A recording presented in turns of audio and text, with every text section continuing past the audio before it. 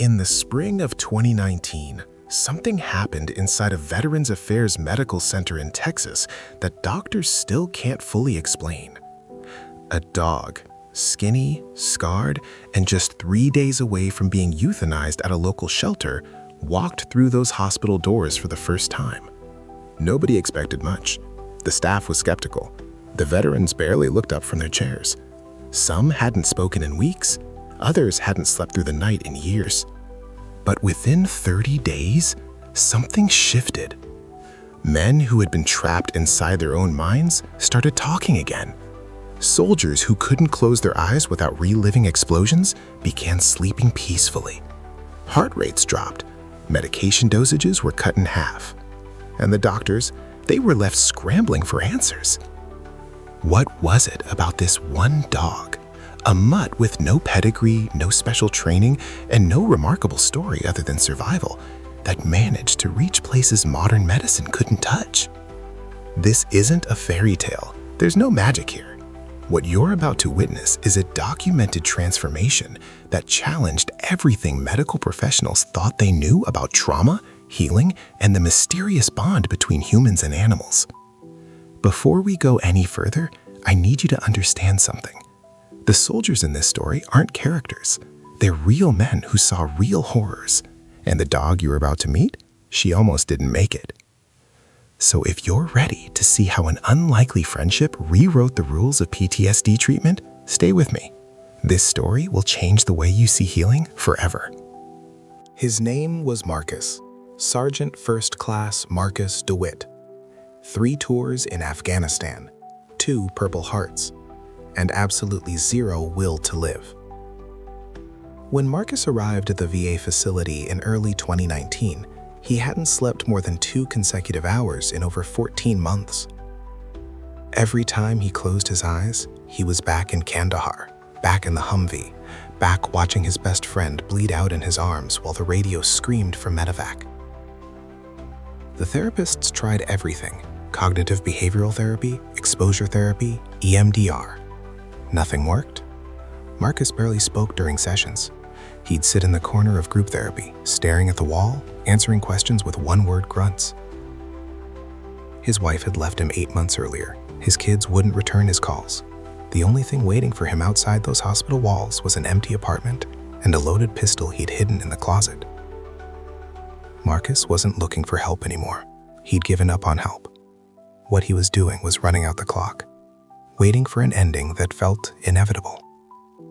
About 200 miles away, in a small, overcrowded animal shelter outside San Antonio, a 3-year-old mixed breed sat in the back of a kennel.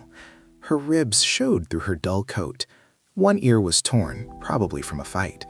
Her eyes carried that hollow look that shelter workers know too well, the look of an animal who stopped hoping. Her intake paperwork said she'd been found wandering near a highway. No collar, no chip, no one came looking. The shelter named her Scout. She had 72 hours before her time was up. Just another stray in an overflowing system. Another life that would slip away unnoticed. But fate, as it often does, had other plans. A VA social worker named Linda happened to be at that shelter, looking for a potential therapy dog candidate. She almost walked right past Scout's cage. Almost. But something made her stop. Something in those tired brown eyes. Linda arranged for Scout to be evaluated by a local animal behaviorist. The results were surprising. Despite her rough condition, Scout showed remarkable emotional intelligence. She was calm under stress, gentle with strangers, and had an almost eerie ability to sense human emotions. Within a week, Scout was pulled from the shelter and placed in emergency foster care. Within 3 weeks, she'd completed a crash course in basic therapy dog certification. It wasn't traditional, it wasn't by the book, but time was running out, both for Scout and for the veterans who desperately needed something new. On March 14, 2019, Scout walked into the VA facility for the first time. Linda led her down the sterile hallways, past the nurses' stations, past the medication carts, and into the common room where a dozen veterans sat scattered in various states of disconnection. Most didn't look up. One man, Marcus, was in his usual corner, headphones in, eyes fixed on nothing. Then, something unexpected happened. Scout broke away from Linda. Not aggressively, just calmly, deliberately. She crossed the room, ignoring everyone else, and sat directly in front of Marcus. She didn't bark, she didn't paw at him. She just sat there, looking up at him with those same tired brown eyes that had caught Linda's attention at the shelter. Marcus slowly removed his headphones. For the first time in weeks, he looked directly at another living creature. And in that moment, though no one knew it yet, everything began to change. Before we continue with what happened next, if stories like this move you, stories of unlikely heroes, second chances, and the incredible bonds that heal us, make sure you're subscribed and hit that notification bell. You won't want to miss what's coming. What the staff didn't know, what nobody knew, was that Scout had her own trauma. Before ending up at the shelter, Scout had belonged to a young veteran named David, who'd returned from Iraq in 2017. David struggled with severe depression and isolation. For 2 years, Scout was his only companion, his reason to get up in the morning, his anchor to the world. But in the fall of 2018, David lost his battle. He took his own life in his apartment, and Scout was found 3 days later, dehydrated and lying beside his body, refusing to leave. She ended up in the shelter system with no explanation attached to her file, just another stray. But she wasn't a stray, she was a survivor. A grieving creature who had watched the only person she loved slip away and had been powerless to stop it. That's why she walked up to Marcus. She recognized something in him. Maybe it was his scent, the chemical signature of despair. Maybe it was the way he sat, shoulders curved inward, protecting a wound no one could see. Maybe it was something science can't measure. Whatever it was, Scout saw Marcus the way no one else could. Not as a broken soldier, not as a patient, but as someone who needed exactly what she needed. Connection without conditions, presence without pressure. Marcus didn't know Scout's history that first day. He didn't know about David. All he knew was that for the first time in longer than he could remember, something had cut through the static in his head. Something had reached him. And it wasn't a therapist, it wasn't a pill. It was a pair of brown eyes that had seen their own share of darkness. The first week was rough. Scout was assigned to spend 2 hours a day in the common areas, available to any veteran who wanted interaction. Most kept their distance. A few offered skeptical pats on the head before returning to their routines. But Marcus was different. He started showing up earlier than anyone else. He'd sit in this corner, pretending to read or listen to music, but his eyes would follow Scout around the room. On the 4th day, he finally reached out and touched her head. Just briefly, just a fleeting moment of contact. Scout leaned into his hand, and Marcus's eyes filled with tears. The staff noticed. They started documenting everything. Dr. Patricia Mendez, the facility's chief psychologist, was initially skeptical of the whole program. She'd seen therapy animals come and go with minimal results, but something about the way Marcus responded made her pay closer attention. He wouldn't engage with us, she later recalled. Not me, not the other therapists, not the group sessions. But with Scout, it was like watching ice begin to thaw. By the 2nd week, Marcus was arriving at the facility before Scout. He'd wait by the entrance, watching for Linda's car. When Scout came through the doors, his entire posture changed. Shoulders relaxed, jaw unclenched, breathing deepened. They developed a routine. Marcus would sit on the floor, and Scout would curl up beside him. Sometimes they'd sit like that for an hour without moving. No words, no demands, just two wounded souls keeping each other company. But not everyone was convinced this was progress. Some staff members questioned whether Marcus was avoiding real therapy by hiding behind an animal. Others worried about what would happen when the pilot program ended. Would he crash harder than before? Was this a crutch or a cure? Dr. Mendez ordered a full psychological evaluation at the end of week 2. The results surprised everyone. Marcus's anxiety scores had dropped by 34%. His sleep quality, measured by wearable monitors, had improved significantly. He was sleeping 4 to 5 hours consecutively, something he hadn't managed in over a year. And most remarkably, his cortisol levels, the hormone associated with stress, had decreased by nearly 40%. The numbers didn't lie. Something real was happening, something measurable. But for Marcus, the change wasn't about numbers. It was about the weight on his chest feeling slightly lighter. It was about closing his eyes and for a few precious moments, not being dragged back to candlelight. It was about Scout's warmth pressed against his leg, a living reminder that he wasn't alone. "She doesn't ask me to talk about it," Marcus told Dr. Mendez during their first real conversation in weeks. "She just stays. And that's more than anyone's ever done." Word about Scout spread fast. Local news picked up the story. Rescue Dog helps veterans heal. And suddenly, the small pilot program was thrust into the spotlight. At first, the attention seemed positive. Donations poured in. Other facilities reached out, asking how they could implement similar programs. Politicians showed up for photo ops, shaking hands and praising the innovative approach. But with visibility came scrutiny. A group of traditional psychiatrists published an open letter questioning the validity of animal-assisted therapy. They argued that anecdotal success stories weren't sufficient evidence, that the program lacked rigorous scientific controls, and that resources should be directed toward proven pharmaceutical and behavioral treatments. The VA administration got nervous. They started asking uncomfortable questions. How much was this program costing? What were the measurable outcomes? Could they justify continuing something that might be seen as alternative medicine? And then came the real blow: budget cuts. The facility was informed that all non-essential programs would be suspended pending a comprehensive review.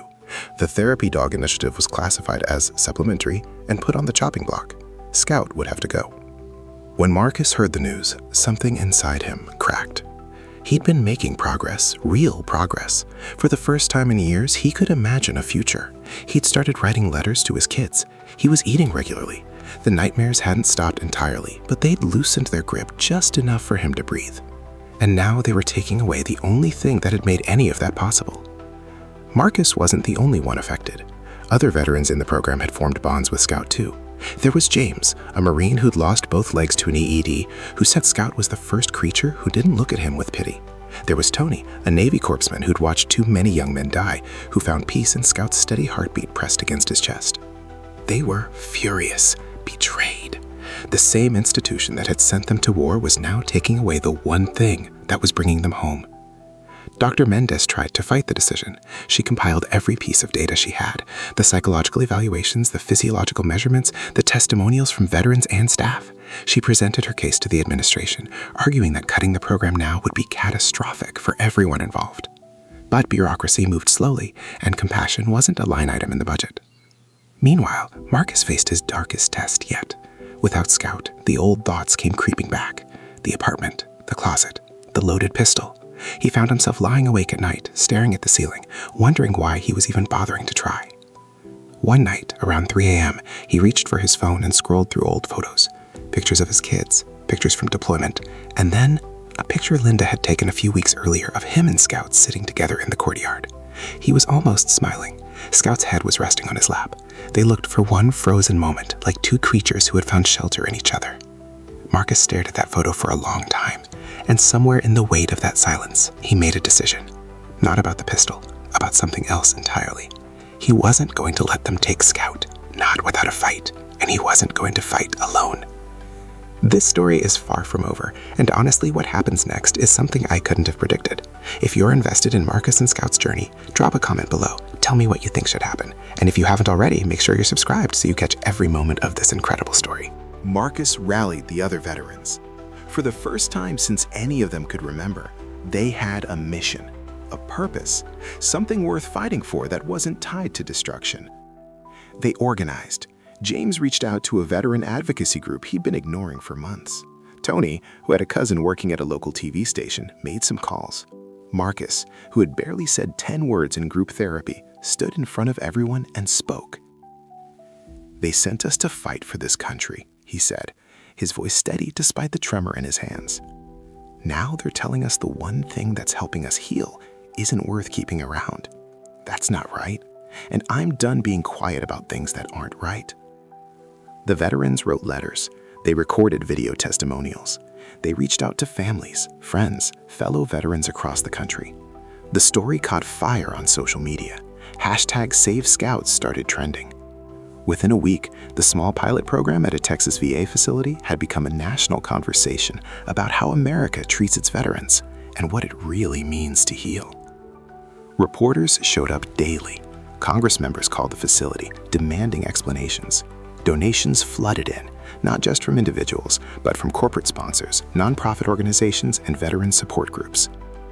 The VA administration faced a choice: double down on their decision and face a public relations nightmare, or acknowledge that maybe, just maybe, there was value in something their spreadsheets couldn't measure. They chose the latter. Not only was Scout's program reinstated, but the administration announced a $2 million expansion to study and implement animal-assisted therapy across multiple facilities nationwide. Scout would stay, and more importantly, other Scouts, other forgotten animals with the capacity to heal, would be given the same chance. When Marcus heard the news, he didn't cheer, he didn't cry. He walked to where Scout was lying in the courtyard, knelt beside her, and wrapped her arms around her scarred, bony frame. "We did it, girl," he whispered. "We did it." And Scout, as if she understood, licked the tears from his cheek and leaned her full weight against his chest, a silent promise, an unbreakable bond. For the first time in years, Marcus felt something he'd forgotten existed: hope. Not the fragile, fleeting kind, the real thing, the kind that survives darkness because it was born in the dark. The 30-day mark came and went, but the measurements continued. Dr. Mendez published her findings in a peer-reviewed journal, documenting the remarkable physiological and psychological changes observed in the participating veterans. The results were undeniable. Anxiety and depression scores dropped by an average of 47% across the group. Sleep quality improved by over 60%. Most remarkably, rates of suicidal ideation, the dark thoughts that had plagued so many of these men, decreased by nearly 70%. But numbers only tell part of the story. Marcus started calling his kids again. At first, they were hesitant. Too many broken promises, too many missed birthdays. But he kept calling. He kept showing up, even when showing up meant sitting in silence on the other end of a phone line. Eventually, his daughter picked up. They talked for 3 hours.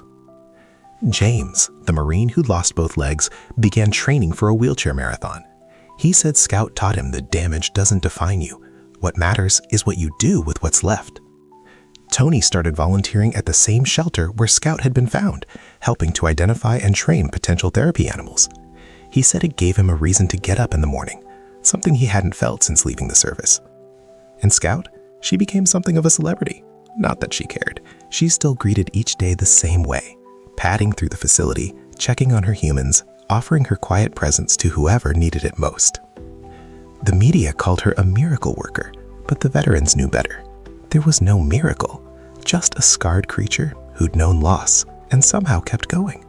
A survivor who recognized other survivors. A heart big enough to hold grief and hope at the same time. "She's not magic," Marcus said in an interview.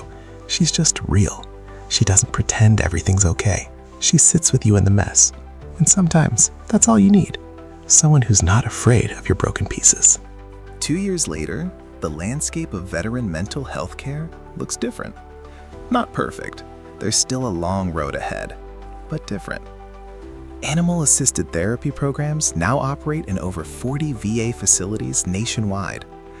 Thousands of veterans have experienced the same transformation Marcus did, finding connection through creatures who ask for nothing but offer everything.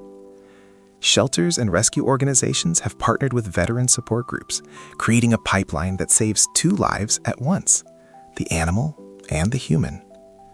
Marcus was discharged from the program 18 months after meeting Scout. He lives in Austin now, in an apartment that actually feels like home. His kids visit every other weekend. He has a job, nothing fancy, but honest work that keeps his hands busy and his mind steady. And yes, he adopted a dog, a scruffy rescue with 1 glue eye and 1 brown. He named her Hope. He still talks to Dr. Mendez sometimes, not as a patient, as a friend. They grab coffee, swap stories, check in on each other. She says he's the success story she shares whenever someone questions the validity of what they're doing. Scout is still at the facility, a little older now, a little grayer around the muzzle, but still making her rounds every morning, still sitting with whoever needs her, still saving lives in her quiet, extraordinary way. Some bonds, it turns out, aren't broken by distance. They're strengthened by gratitude. There is a moment that sticks to Dr. Mendez, a moment she comes back to whenever someone asks her why this work matters. It was late one evening, after visiting hours, and she was walking through the facility to her car. She passed the common room and saw Marcus sitting on the floor with Scout, both of them silhouetted against the window. He was talking to her, quietly. So quietly Dr. Mendez couldn't make out the words. But she could see his shoulders shaking. She could see the way Scout leaned into him, absorbing whatever he needed to release. In that moment, Dr. Mendez understood something she'd missed in all her years of training. Healing isn't always about understanding what happened. Sometimes it's just about being seen, being held, being reminded that you're not alone in the universe. We spend so much time looking for complex solutions to complex problems that we overlook the simple ones. A warm body, a steady presence, eyes that don't judge. Scout didn't have a degree. She didn't have a treatment plan. She had presence, patience, and a heart that somehow knew exactly where it was needed.